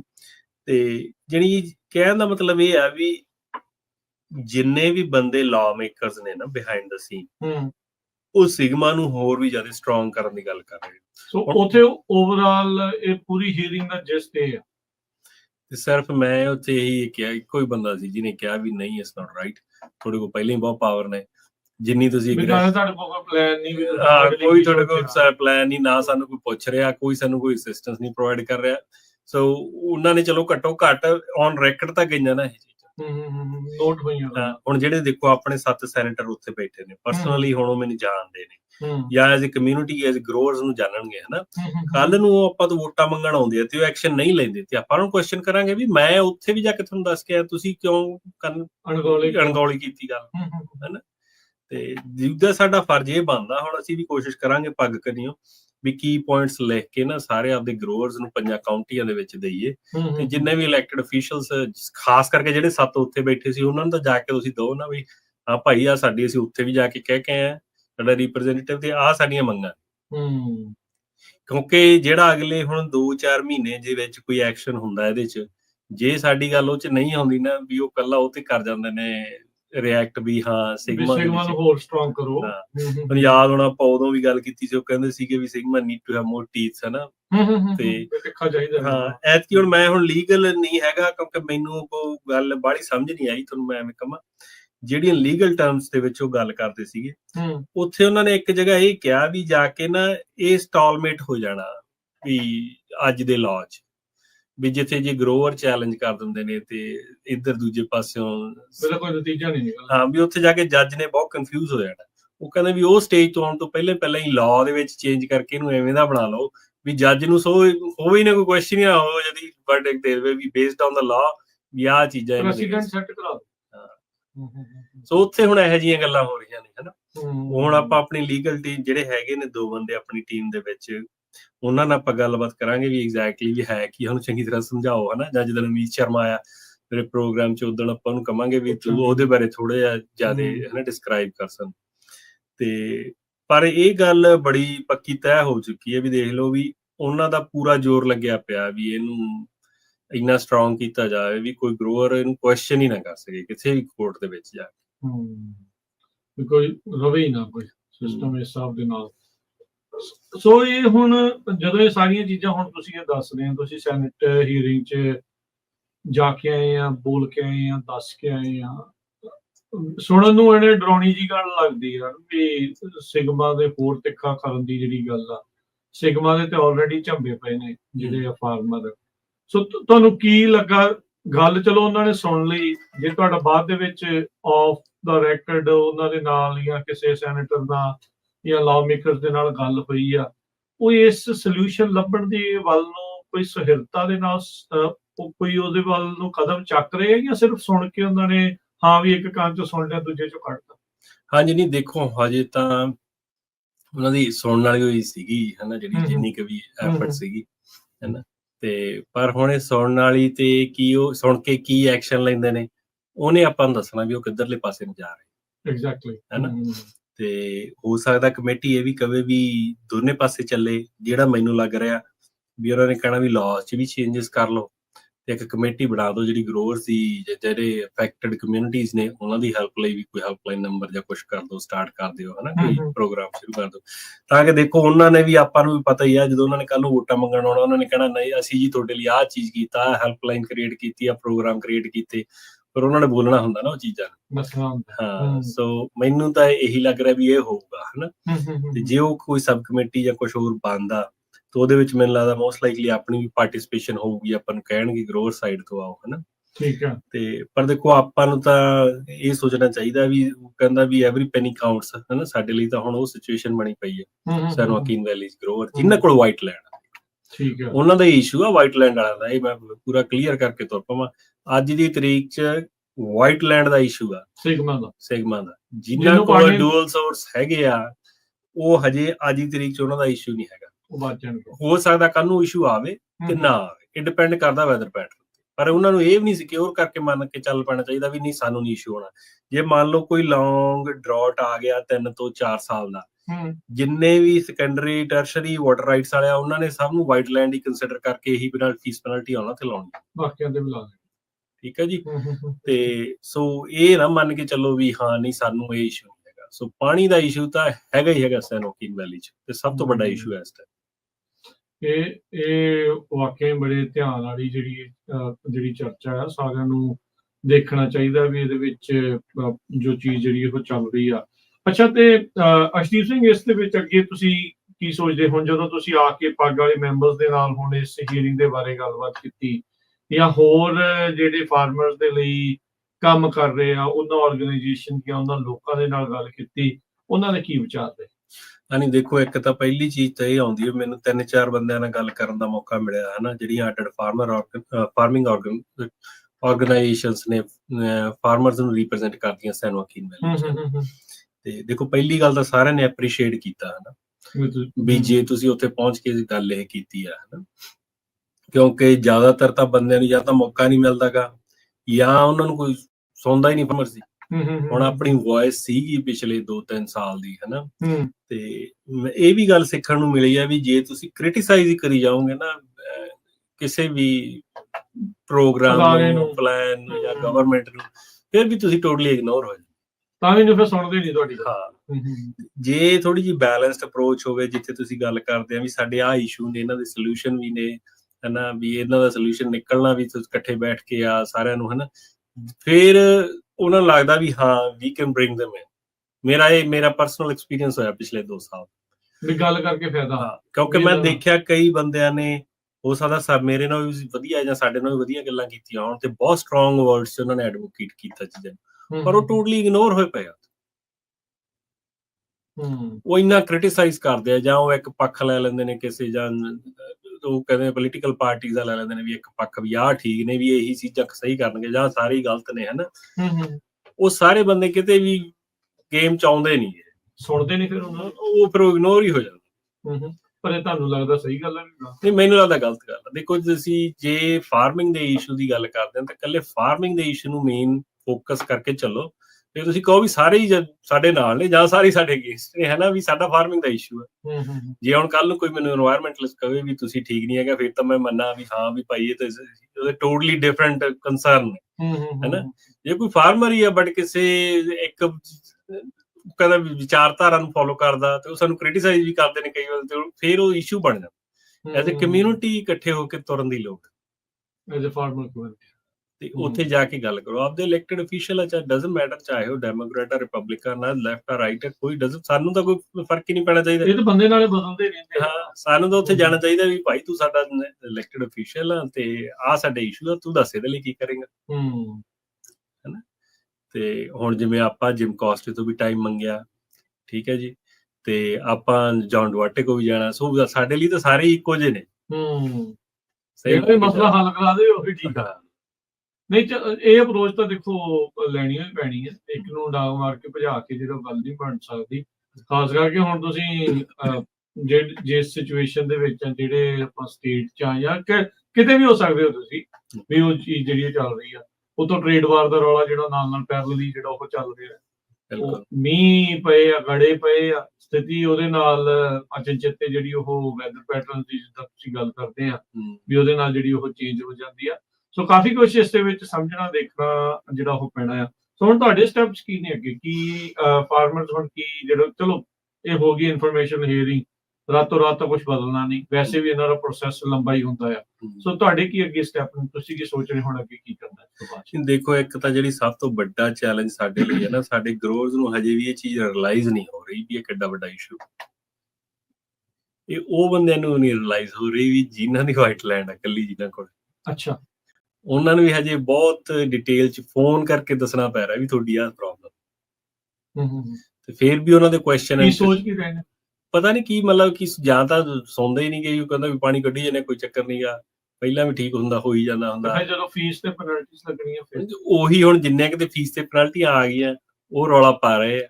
ਮੈਨੂੰ ਇੰਨੀਆਂ ਕਾਲਾਂ ਆਈਆਂ ਪਿਛਲੇ ਹਫ਼ਤੇ ਬਈ ਮੰਡੇਰਾ ਬੇਸਨ ਚ ਖਾਸ ਕਰਕੇ, ਕਿਉਂਕਿ 4 ਸਾਲਾਂ ਦਾ ਟੈਕਸ ਡਿਊ ਹੋ ਗਿਆ ਇੱਕੋ ਦਮ। ਠੀਕ ਹੈ, 1 ਏਕੜ ਤੇ 1100 ਰੁਪਇਆ ਬਣ ਗਿਆ ਹੈ ਨਾ ਵਾਈਟ ਲੈਂਡ ਤੇ, ਦੇਣੇ ਕਿੱਥੋਂ ਆ?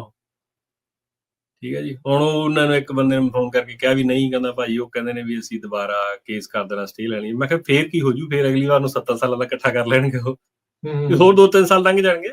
ਇਹੀ ਆ ਹਾਂ, ਵੀ ਫੇਰ ਕੀ ਹੋਊਗਾ, ਉਹਨੇ ਸਮੇਂ 'ਚ ਵੇਚ ਕੇ ਪਰੇ ਹੋ ਜਾਣਾ, ਜਾਂ ਮਤਲਬ ਕੀ ਆ? ਨਹੀਂ, ਕੀ ਇੱਕ ਚਾਂਸ ਹੈਗਾ ਵੀ ਫੀਸ ਤੇ ਪੈਨਲਟੀ ਨਾ ਲੱਗਣ, ਜਿਹੜੇ ਬਾਰ-ਬਾਰ ਕੇਸ ਆ, ਜਿੱਦਾਂ ਹੁਣ ਤੁਸੀਂ ਉੱਥੇ ਹੀਅਰਿੰਗ 'ਚ ਵੀ ਜਿੱਦਾਂ ਤੁਸੀਂ ਦੱਸ ਰਹੇ ਹੋ ਵੀ ਜਿਹੜਾ ਸਟੇਲਮੇਟ ਦੀ ਗੱਲ ਕਰਦੇ ਆ, ਕੀ ਇਹ ਸਟੇਲਮੇਟ ਬਣਿਆ ਰਹੂਗਾ, ਸਟੇਟਸ ਕੋ ਇਹੀ ਬਣਿਆ ਰਹਿਣਾ ਵੀ ਲੈ ਸਕਦੇ ਆ ਨਹੀਂ ਲੈ ਸਕਦੇ, ਜਾਂ ਫਿਰ ਕੀ ਇਹਦੇ ਵਿੱਚ ਇਹਨਾਂ ਨੂੰ ਕੁਛ ਅਜਿਹੀ ਚੀਜ਼ ਪਤਾ ਹੈ ਜਿਹੜੀ ਬਾਕੀਆਂ ਨੂੰ ਨਹੀਂ ਪਤਾ, ਜਿਹੜਾ ਟੈਨਸ਼ਨ ਨਹੀਂ ਲੈ ਰਹੀ? ਨਹੀਂ, ਉਹਨਾਂ ਨੂੰ ਅਸਲ ਸਮੱਸਿਆ ਉਹਨਾਂ ਨੂੰ ਪਤਾ ਹੀ ਨਹੀਂ, ਗਰੋਅਰਸ ਨੂੰ। ਅੱਛਾ, ਠੀਕ ਹੈ ਜੀ। ਉਹਨਾਂ ਦੀ ਸਮੱਸਿਆ ਇਹ ਵੀ ਉਹਨਾਂ ਨੂੰ ਪਤਾ ਹੀ ਨਹੀਂ ਵੀ ਕਿੰਨੀ ਵੱਡੀ ਪ੍ਰੋਬਲਮ ਆ।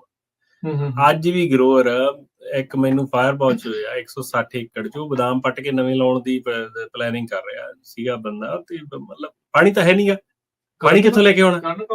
ਨਹੀਂ, ਉਹ ਪੈਂਦੇ ਆਪਣੀ ਕਾਉਂਟੀ ਤਾਂ ਮਤਲਬ ਫਰੈਜ਼ਨੋ ਹੀ ਆਉਣੀ ਚਾਹੀਦੀ ਹੈ ਫਾਇਰ ਬਾਚ। ਹਾਂਜੀ, ਤੇ ਪਾਣੀ ਹੈ ਹੀ ਨਹੀਂਗਾ।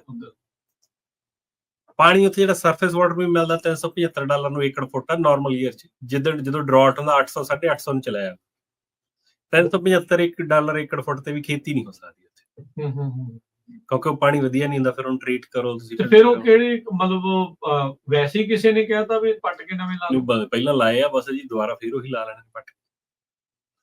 ਪਾਣੀ ਦਾ ਪਰ ਭਵਿੱਖ ਦਾ ਉਹ ਤੋਂ ਅਣਜਾਣ ਹੋ ਕੇ ਇਨਫੋਰਮੇਸ਼ਨ ਹੀ ਨਹੀਂ ਹੈਗੀ। ਜੇ ਤੁਹਾਡੇ ਕੋਲ ਇਨਫੋਰਮੇਸ਼ਨ ਹੋਊਗੀ ਤਾਂ ਹੀ ਤੁਸੀਂ ਕਹੋਗੇ ਨਾ ਵੀ ਮੈਂ ਇਹ ਤੇ ਵੀ ਗਲਤ ਆ ਜਾਂ ਠੀਕ ਆ, ਮੈਂ ਇਹਦੇ ਬਾਰੇ ਸੋਚਾਂ।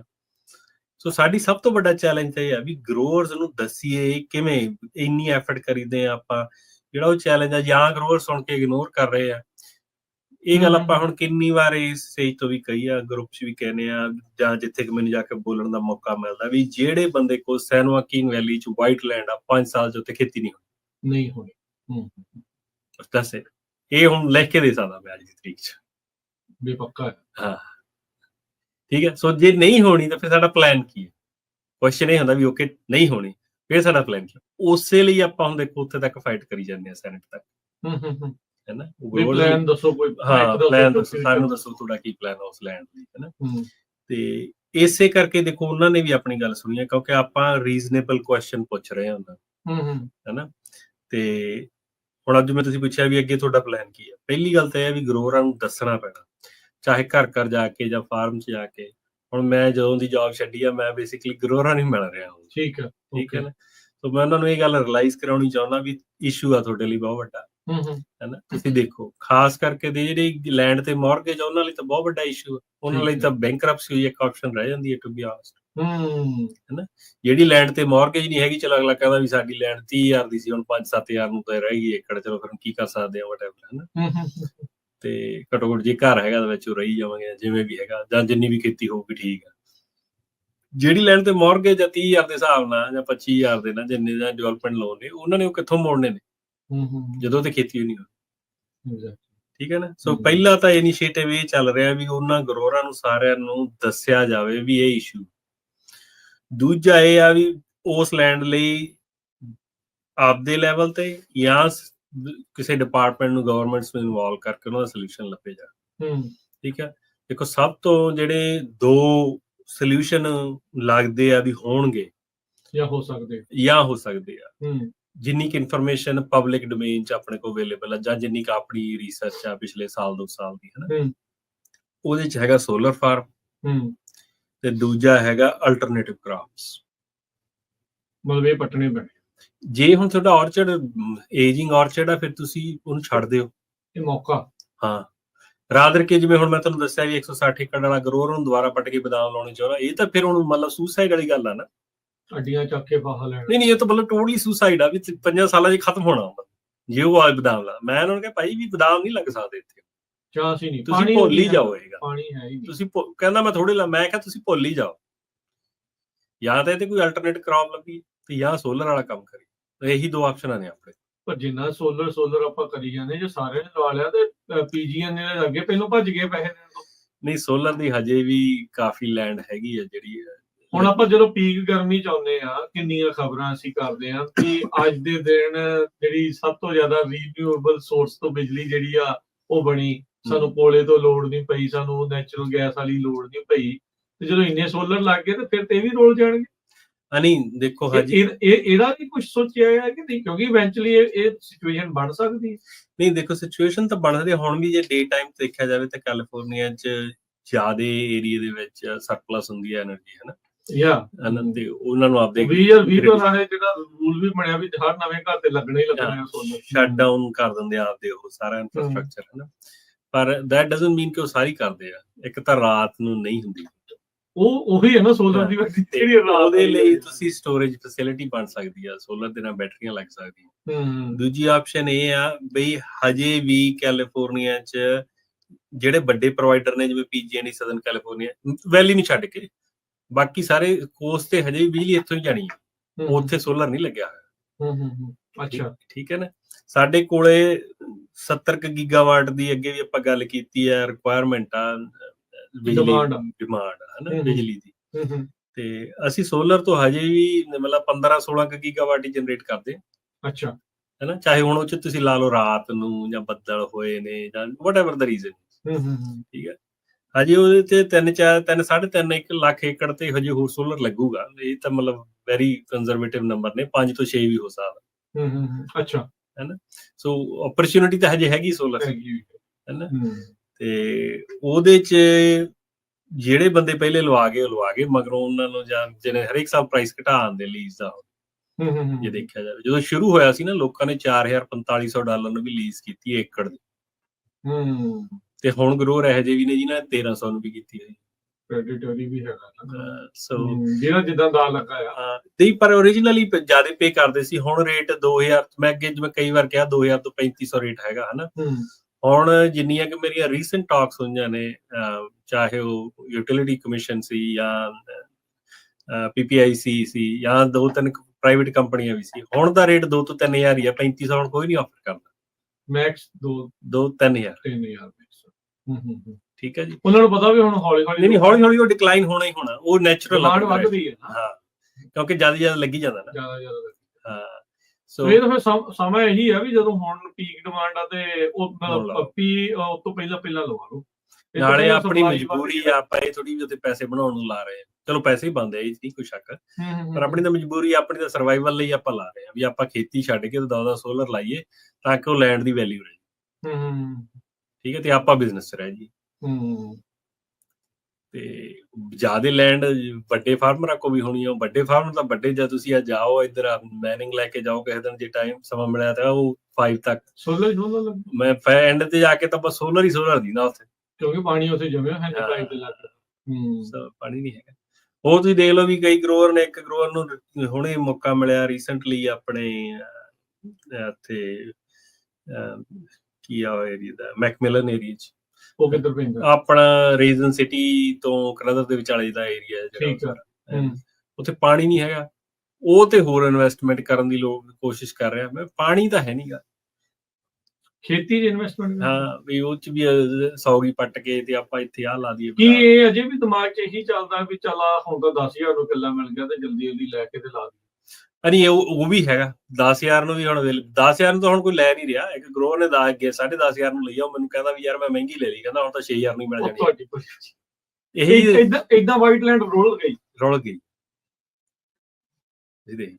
ਸੋ ਆਪਾਂ ਕੀ ਕਰ ਰਹੇ ਹਾਂ, ਆਪਾਂ ਬੇਸਿਕਲੀ ਕਰ ਰਹੇ ਹਾਂ ਵੀ ਗਰੋਅਰਸ ਨੂੰ ਸੋਲੂਸ਼ਨ ਪ੍ਰੋਵਾਈਡ ਦੀ ਕੋਸ਼ਿਸ਼ ਕਰ ਰਹੇ ਹਾਂ ਵੀ ਖਾਸ ਕਰਕੇ ਜਿਹੜੇ ਆਪਣੇ ਗਰੋਅਰਸ ਆ ਉਹਨਾਂ ਦਾ ਬੈਂਕਰਪਸੀ ਨਾ ਹੋਵੇ। ਦੇਖੋ ਹਜੇ ਤੱਕ ਸਾਡੀ ਇਹ ਅਚੀਵਮੈਂਟ ਆ ਵੀ ਇੱਕ ਵੀ ਸਾਡੇ ਗਰੋਅਰ ਨੇ ਬੈਂਕਰਪਸੀ ਨਹੀਂ ਫਾਈਲ ਕੀਤੀ।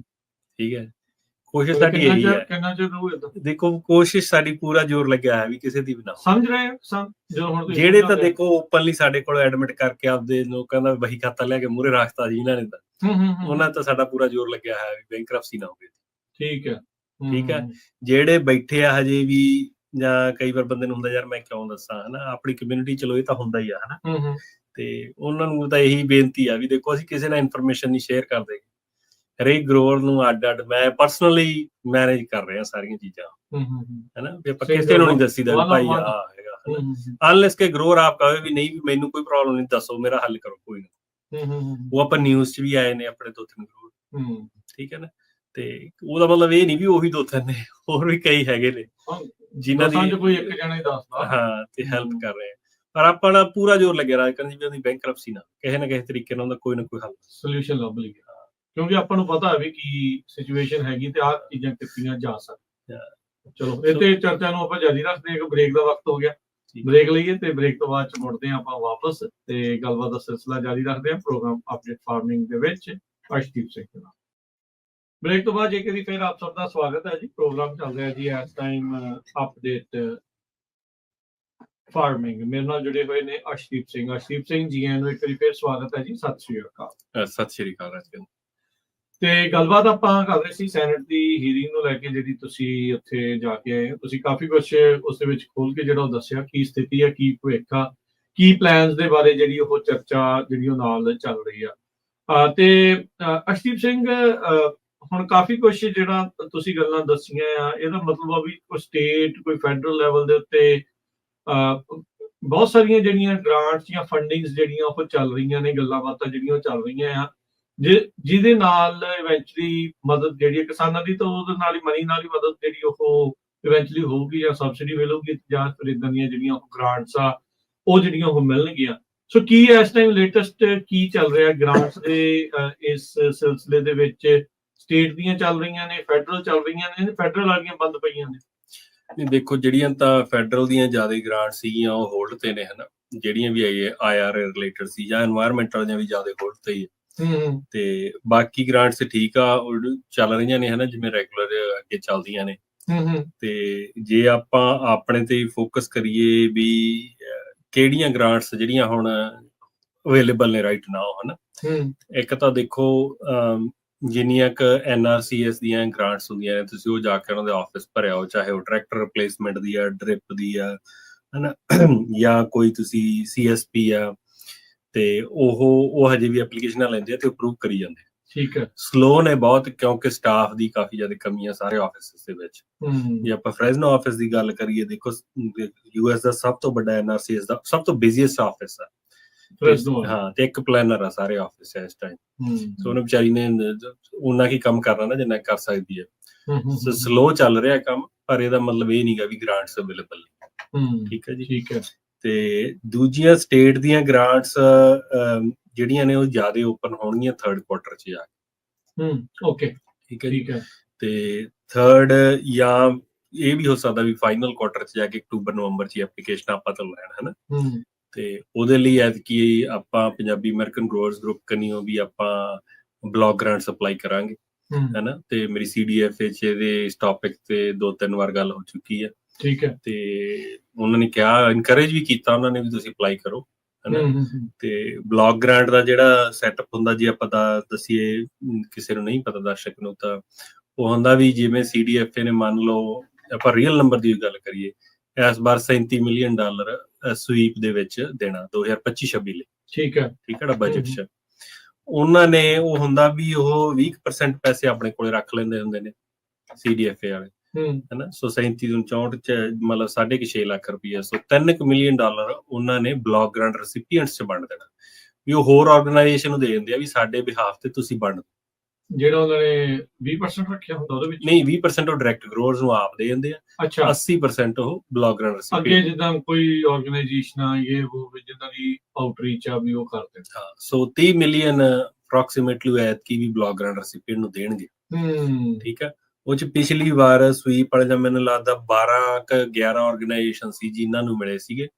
$2 ਮਿਲੀਅਨ ਤੋਂ $5 ਮਿਲੀਅਨ ਤੱਕ ਦੀ ਉਹਨਾਂ ਨੂੰ ਦਿੱਤੇ ਸੀ। ਹਾਂ, ਜਿਵੇਂ ਮੰਨ ਲਓ ਵੀ VCR CDC ਹੈ ਨਾ, RCD ਜਿਹੜੀ ਵੈਂਚਰ ਅਕਾਊਂਟੀ, ਉਹਨੇ ਕਾਫੀ ਗਰੋਅਰਸ ਦੀ ਹੈਲਪ ਵੀ ਕੀਤੀ ਹੈ, ਕਿਉਂਕਿ ਆਪਾਂ ਨੂੰ ਮਿਲੇ ਨਹੀਂ ਸੀਗੇ ਹੈ ਨਾ, ਜੇ ਯਾਦ ਹੋਵੇ ਸਾਰਿਆਂ ਨੂੰ ਤਾਂ ਵੀ ਸਵੀਪ ਦੀ ਫੰਡਿੰਗ ਹੀ ਨਹੀਂ ਆਈ ਸੀਗੀ ਫਰੈਜ਼ਨੋ ਤੇ ਕਲੈਰੀ ਤੇ ਕਾਊਂਟੀਜ਼ ਤੇ ਮਡੇਰਾ ਕਾਊਂਟੀਜ਼ ਤੇ ਉਹਨਾਂ ਨੇ ਆਪਣੇ ਕੁਝ ਗਰੋਅਰਸ ਦੀਆਂ ਐਪਲੀਕੇਸ਼ਨ ਲਈਆਂ ਸੀ। ਉਹਨਾਂ ਨੂੰ $5 ਮਿਲੀਅਨ ਮਿਲਿਆ ਸੀ। ਉਹਨਾਂ ਨੇ $5 ਮਿਲੀਅਨ ਦੇ ਵਿੱਚੋਂ ਦੇਖੋ $1 ਮਿਲੀਅਨ ਉਹਨਾਂ ਦੀ ਐਡਮਿਨਿਸਟ੍ਰੇਟਿਵ ਕਾਸਟ ਤੇ TA ਸਰਵਿਸਿਜ਼ ਚ ਆਇਆ। ਅੱਛਾ, ਤੇ $4 ਮਿਲੀਅਨ ਉਹਨਾਂ ਨੇ ਗਰੋਅਰ ਨੂੰ ਦੇਣਾ। ਠੀਕ ਹੈ। ਸੋ ਉਸ ਪ੍ਰੋਗਰਾਮ ਦੇ ਵਿੱਚ ਐਤਕੀ ਆਪਾਂ ਅਪਲਾਈ ਕਰਾਂਗੇ। ਠੀਕ ਹੈ ਜੀ। ਤੇ ਦੋਨਾਂ ਲਈ, ਸਵੀਪ ਲਈ ਵੀ ਤੇ ਹੈਲਥੀ ਸੋਇਲ। ਇਹ ਆਈ ਥਿੰਕ ਅਰਸ਼ਦੀਪ ਸਿੰਘ, ਦੇਖੋ ਸਮੱਸਿਆ ਆਊਟਰੀਚ ਦੀ ਇਹਨਾਂ ਮਹਿਕਮਿਆਂ ਦੀ ਤਾਂ ਬੜੀ ਪੁਰਾਣੀ ਹੈ, ਅੱਜ ਦੀ ਨਹੀਂ। ਹੁਣ ਤੁਸੀਂ ਵੀ ਜਦੋਂ ਸਿਗਮਾ ਦੀ ਵੀ ਸਾਰੀ ਗੱਲ ਦੱਸਦੇ ਸੀ ਵੀ ਜਿਹੜੇ ਕਿਸਾਨਾਂ ਨੂੰ ਅਜੇ ਤੱਕ ਪਤਾ ਹੀ ਨਹੀਂ ਲੱਗ ਰਿਹਾ ਵੀ ਉਹ ਆਊਟਰੀਚ ਦਾ ਹੀ ਰੌਲਾ ਆ ਵੀ ਅਜੇ ਤੱਕ ਕਿਉਂ ਇਹ ਚ ਚੱਕਰ ਏਡਾ ਜਿਹੜਾ ਉਹ ਕੀ ਪਿਆ ਆ। ਤੇ ਗ੍ਰਾਂਟਾਂ ਵਿੱਚ ਵੀ ਆਪਣੇ ਕਿਸਾਨ ਇਸੇ ਕਰਕੇ ਪਿੱਛੇ ਰਹਿ ਜਾਂਦੇ ਰਹੇ ਆ ਪਹਿਲੇ ਸਮਿਆਂ 'ਚ। ਹਾਂਜੀ, ਨਹੀਂ ਪਤਾ ਹੀ ਨਹੀਂ ਲੱਗਦਾ ਗਰੋਅਰ ਨੂੰ। ਜੇ ਪਤਾ ਹੋਊਗਾ ਤਾਂ ਗ੍ਰਾਂਟ ਅਪਲਾਈ ਕਰੂਗੇ, ਹਨਾ। ਆਪਾਂ ਪਿਛਲੇ ਜੇ 4-5 ਮਹੀਨਿਆਂ ਦੇ ਵਿੱਚ ਦਾ ਰੱਖੀਏ ਹਿਸਾਬ ਕਿਤਾਬ ਤਾਂ $5 ਮਿਲੀਅਨ ਦੀਆਂ ਗ੍ਰਾਂਟਾਂ ਆਪਾਂ ਆਪਣੇ ਗਰੋਅਰਸ ਨੂੰ ਦਵਾ ਚੁੱਕੇ ਆ। ਅੱਛਾ, ਜੇ ਮੈਂ ਕਹਿਣਾ ਦਵਾ ਚੁੱਕੇ ਦਾ ਮਤਲਬ ਵੀ ਅਸੀਂ ਨਹੀਂ ਇਨਫਲੂਐਂਸ ਕੀਤਾ ਜਾਂ ਗਰੋਅਰ ਨੂੰ ਦੱਸਿਆ ਵੀ ਇੱਥੇ ਅਪਲਾਈ ਕਰ ਲਾ, ਹਨਾ, ਫਾਇਦਾ ਚੱਕਿਆ ਉਹਨਾਂ ਨੇ। ਹਾਂ, ਸੋ ਥੋੜਾ ਅਸੀਂ ਰੱਖੀ ਦਾ ਥੋੜਾ ਜਿਹਾ ਵੀ ਹਿਸਾਬ ਕਿਤਾਬ ਵੀ ਸਾਨੂੰ ਵੀ ਪਤਾ ਲੱਗ ਜਾਏ ਵੀ ਕਿੰਨੀਆਂ ਕੁ ਮਿਲ ਜਾਣੇ ਗਰੋਅਰਸ ਨੂੰ, ਹਨਾ। ਤੇ $5 ਮਿਲੀਅਨ ਦੇ ਨੇੜੇ ਤੇੜੇ ਦੀਆਂ ਗ੍ਰਾਂਟਸ ਗਰੋਅਰ ਨੂੰ ਮਿਲ ਚੁੱਕੀ ਆ, ਹੈਨਾ, ਸਟੇਟ ਤੇ ਫੈਡਰਲ ਦੀਆਂ ਦੋਨਾਂ ਦੀਆਂ ਰਲਾ ਕੇ। ਠੀਕ ਆ। ਤੇ ਕਾਫੀ ਵੱਡਾ ਨੰਬਰ ਹੋ ਜਾਂਦਾ ਜੇ ਦੇਖਿਆ ਜਾਵੇ ਤਾਂ। 5 ਮਿਲੀਅਨ ਵੱਡੀ ਚੀਜ਼ ਹੈ, ਹੈਨਾ। ਤੇ ਕਈ ਗਰੋਅਰਸ ਨੇ ਮੈਕਸਿਮਮ 3.5 ਲੱਖ ਵੀ ਲਿਆ, ਹਨਾ, ਗ੍ਰਾਂਟਸ ਦੇ ਵਿੱਚੋਂ। ਤੇ ਉਹਨਾਂ ਨੂੰ ਇੱਕ ਤਾਂ ਡਾਇਰੈਕਸ਼ਨ ਦੱਸੀ ਦੀ ਆ, ਦੇਖੋ ਕਰਨੀ ਉਹਨਾਂ ਨੇ ਆਪ ਹੀ ਅਪਲਾਈ ਹੁੰਦੀ ਹੈ ਜਾਂ ਉਹਨਾਂ ਨੂੰ ਦੱਸ ਦਈਦਾ ਵੀ ਤੁਸੀਂ ਇੱਥੇ ਜਾ ਕੇ ਅਪਲਾਈ ਕਰ ਲਓ, ਹਨਾ। ਤੇ ਪਰ ਉਹਨਾਂ ਨੂੰ ਸਾਰਾ ਪਹਿਲਾਂ ਪ੍ਰਪੇਅਰ ਕਰਾ ਦਈਦਾ ਵੀ ਆਹ ਚੀਜ਼ਾਂ ਕਹਿਣੀਆਂ ਉੱਥੇ ਜਾ ਕੇ, ਜਾਂ ਡਾਕੂਮੈਂਟ ਲੈ ਕੇ ਜਾਣੇ ਆਪਾਂ, ਏਦਾਂ ਤਿਆਰੀ ਕਰੋ ਆਪਣੀ ਫਾਈਲ। ਹਾਂ, ਸੋ ਗ੍ਰਾਂਟਸ ਬਹੁਤ ਵੱਡਾ ਹੈਲਪ ਹੋ ਜਾਂਦੀ ਵੱਡੀ ਆਪਣੀ ਕਿਸੇ ਵੀ ਫਾਰਮਿੰਗ ਆਪਰੇਸ਼ਨ ਲਈ, ਖਾਸ ਕਰਕੇ ਸਮਾਲ ਸਕੇਲ ਗਰੋਅਰਸ ਲਈ, ਹਨਾ।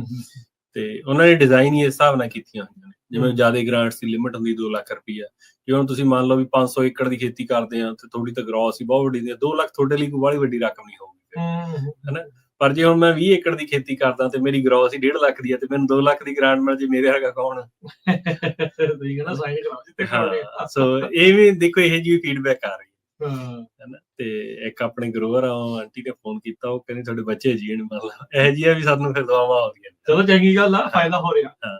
ਤੇ ਸੋ ਇਸ ਐਂਗਲ ਤੋਂ ਸਾਰਿਆਂ ਨੂੰ ਦੇਖਣਾ ਚਾਹੀਦਾ, ਖਾਸ ਕਰਕੇ ਜਿਹੜਾ ਮੈਂ ਇਹ ਚੀਜ਼ ਅੱਜ ਬ੍ਰਿੰਗ ਅਪ ਕਰਨ ਦਾ ਤਾਂ ਕਾਰਨ ਇਹ ਸੀਗਾ ਵੀ ਜਿਹੜੀ ਵਾਈਟ ਲੈਂਡ ਆ ਨਾ, ਉਹ ਬੰਦੇ ਖਾਸ ਕਰਕੇ ਜ਼ੋਰ ਲਾਉਣ ਗ੍ਰਾਂਟਸ ਤੇ ਅਗਲੇ ਆਉਣ ਵਾਲੇ 2-3 ਸਾਲ ਦੇ ਵਿੱਚ, ਚਾਹੇ ਉਹ ਸੋਲਰ ਆ ਰਹੀ ਆ, ਚਾਹੇ ਸੋਲਰ ਤਾਂ ਦੇਖੋ ਉਹਨਾਂ ਲਈ ਹੀਰੇ ਦੀ ਖਾਣੀ ਆ, ਨੋ ਬ੍ਰੇਨਰ। ਹਾਂ, ਤੇ ਉੱਥੇ ਤਾਂ ਜੇ ਉਹ ਲੱਗ ਜੇ ਤਾਂ ਕਿਸ ਤਰੀਕੇ। ਦੂਜਾ ਹੈਗਾ ਵੀ ਆਪਦੀ ਇਨਪੁਟ ਕਾਸਟ ਘਟਾਓ। ਸਾਰੇ ਸਮਾਲ ਸਕੇਲ ਗਰੋਅਰਸ ਨੂੰ ਇਹੀ ਆ ਵੀ ਇਨਪੁਟ ਕਾਸਟ ਕਿਵੇਂ ਘਟਣੀ ਆ, ਤੁਹਾਡੇ ਇਨਫਰਾਸਟ੍ਰਕਚਰ ਤੇ ਇਨਵੈਸਟਮੈਂਟ ਹੋਊਗੀ ਤਾਂ ਘਟਣੀ। ਠੀਕ ਹੈ ਜੀ। ਫਰਟੀਲਾਈਜ਼ਰ ਇਨਪੁਟ ਘਟਾਓ, ਕਿਵੇਂ ਘਟਣੀ ਆ, ਜੇ ਤੁਸੀਂ ਕਵਰ ਕ੍ਰੌਪ ਤੇ ਕੰਪੋਸਟ ਪਾਓਗੇ, ਨਾਈਟ੍ਰੋਜਨ ਫਿਕਸ ਕਰੋ, ਹੋਰ ਜਿਹੜੇ ਨਾਈਟ੍ਰੋਜਨ ਫਿਕਸ ਕਰੋ। ਜੇ ਤੁਸੀਂ ਕੰਪੋਸਟ ਤੁਹਾਨੂੰ ਗ੍ਰਾਂਟ ਚ ਮਿਲਦੀ ਉਹ ਵੀ ਫ੍ਰੀ ਆ, ਕਵਰ ਕ੍ਰੌਪ ਵੀ ਫ੍ਰੀ ਆ, ਪਲੱਸ ਉਹ ਜ਼ਿਆਦਾ ਪੈਸੇ ਦਿੰਦੇ ਆ ਜਿੰਨਾ ਤੁਹਾਡਾ ਖਰਚ ਹੁੰਦਾ, ਆਲਮੋਸਟ ਅੱਧੇ ਬਚ ਜਾਂਦੇ ਨੇ ਜੇ ਬੰਦਾ ਸਹੀ ਤਰੀਕੇ ਨਾਲ ਕਰੇ, ਹੈਨਾ। ਸੋ ਤੁਹਾਨੂੰ ਪੈਸੇ ਵੀ ਬਚਣੇ ਆ ਤੇ ਤੁਹਾਡੀ ਇਨਪੁਟ ਕਾਸਟ ਵੀ ਲੌਂਗ ਰਨ ਚ ਘਟਣੀ ਆ। ਤੁਹਾਡੇ ਇਨਫਰਾਸਟ੍ਰਕਚਰ ਤੇ ਪੈਸੇ ਲਾ ਰਹੇ ਆ, ਪੰਪ, ਇਰੀਗੇਸ਼ਨਸ, ਸੋਲਰ ਸਿਸਟਮ, ਟਰੈਕਟਰ, ਉਹ ਸਾਰੀਆਂ ਚੀਜ਼ਾਂ ਦਾ ਹੁਣ ਲੋਕਾਂ ਨੂੰ ਕਰਨੀ ਚਾਹੀਦੀ ਗੱਲ, ਖਾਸ ਕਰਕੇ ਗਰੋਅਰ ਜਿਹੜੇ ਛੋਟੇ ਨੇ। ਨਹੀਂ, ਜਿਸ ਹਿਸਾਬ ਨਾਲ ਸਿਸਟਮ ਬਣ ਰਿਹਾ ਜੀ, ਮੈਂ USDA ਦੇ ਨੰਬਰ ਦੇਖ ਰਿਹਾ ਸੀ ਰਾਜਕਰਨ ਜੀ, ਪਿਛਲੇ 7 ਸਾਲਾਂ ਦੇ ਵਿੱਚ ਇਕੱਲੇ ਕੈਲੀਫੋਰਨੀਆ ਚ 7000 ਤੋਂ ਵੱਧ ਸਮਾਲ ਸਕੇਲ ਫਾਰਮਰ ਖਤਮ ਹੋ ਗਿਆ।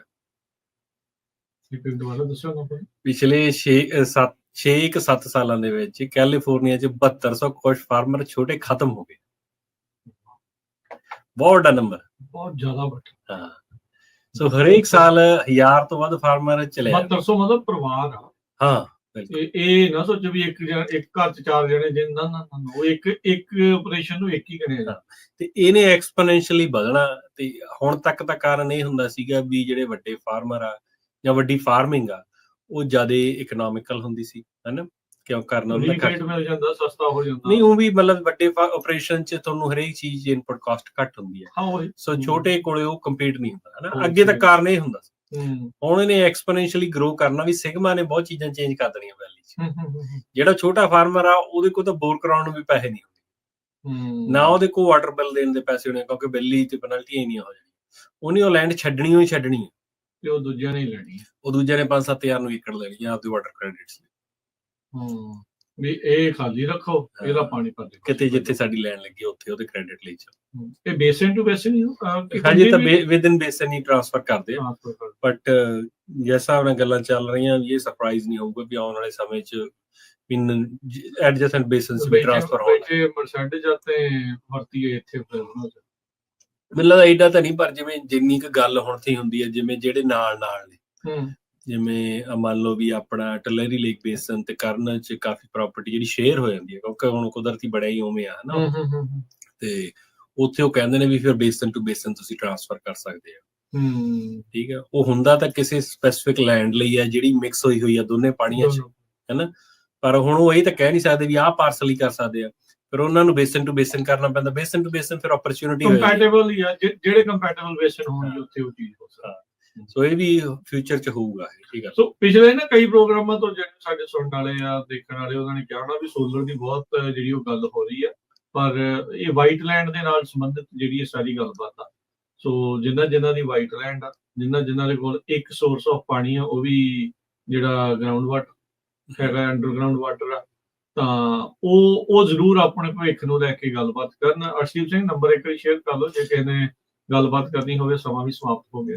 ਹਾਂਜੀ, ਜੇ ਕਿਸੇ ਨੇ ਫੋਨ ਕਰਨਾ ਮੈਨੂੰ, ਤੁਸੀਂ 5594516270 559 452 6270 ਜਾਂ ਤੁਸੀਂ arsh arsh@pugusa.com ਤੇ ਈਮੇਲ ਵੀ ਕਰ ਸਕਦੇ, ਹੈ ਨਾ। ਤੇ ਜਿਹੜੇ ਸਾਡੇ ਮੈਂਬਰ ਨੇ 500 ਦੇ ਨੇੜੇ ਮੈਂਬਰ ਆ WhatsApp ਗਰੁੱਪ 'ਚ, ਉਹਨਾਂ ਕੋਲ ਤਾਂ ਨੰਬਰ ਹੈਗਾ, ਤੁਸੀਂ ਗਰੁੱਪ 'ਚ ਪੁੱਛ ਲਓ, ਚਾਹੇ ਇੰਡੀਵਿਜੂਅਲੀ ਮੈਸੇਜ ਕਰ ਲਓ, ਜਿਵੇਂ ਤੁਹਾਨੂੰ ਠੀਕ ਲੱਗਦਾ, ਹੈ ਨਾ। ਤੇ ਪਰ ਹੁਣ ਐਕਸ਼ਨ ਲੈਣ ਦਾ ਸਮਾਂ, ਜੇ ਆਪਾਂ ਇਸ ਸਾਲ ਨਾ ਕੁਛ ਕੀਤਾ ਤਾਂ ਫਿਰ ਕਾਫੀ ਸਮੱਸਿਆ ਹੋ ਜਾਣੀ। ਦੇਖੋ, ਮੇਰਾ ਕਹਿਣ ਦਾ ਮਤਲਬ ਹੈ, ਸੈਨੇਟ 'ਚ ਵੀ ਜਦੋਂ ਮੈਨੂੰ ਚੇਅਰ ਨੇ ਕੁਐਸਚਨ ਪੁੱਛਿਆ ਸੀ ਤਾਂ ਮੈਂ ਉਹਨਾਂ ਨੂੰ ਇਹ ਕਿਹਾ ਸੀ ਵੀ ਜੇ ਆਪਾਂ ਇਸ ਸਾਲ 'ਚ, ਅਗਲੇ ਇੱਕ ਅੱਧੇ ਸਾਲ 'ਚ ਨਹੀਂ ਐਕਸ਼ਨ ਲਏ ਨਾ, ਫਿਰ ਆਪਾਂ ਜੇ ਲਵਾਂਗੇ ਵੀ ਤਾਂ ਉਹਦਾ ਕੋਈ ਬੜਾ ਫਰਕ ਨਹੀਂ ਪੈਣਾ, ਲੇਟ ਹੋ ਜਾਣਾ, ਟੂ ਲੇਟ। ਸੱਪ ਲੰਘਿਆ ਲੀ ਕੁੱਟਣ ਦਾ ਫਿਰ ਫਾਇਦਾ ਨਹੀਂ, ਉਵੇਂ ਹੀ ਹੋਣਾ ਜੀ। ਚਲੋ, ਧੰਨਵਾਦ, ਮਿਹਰਬਾਨੀ, ਸ਼ੁਕਰੀਆ ਅਰਸ਼ਦੀਪ ਸਿੰਘ। ਮਿਲਦੇ ਹਾਂ ਅਗਲੀ ਵਾਰੀ। ਸਤਿ ਸ਼੍ਰੀ ਅਕਾਲ।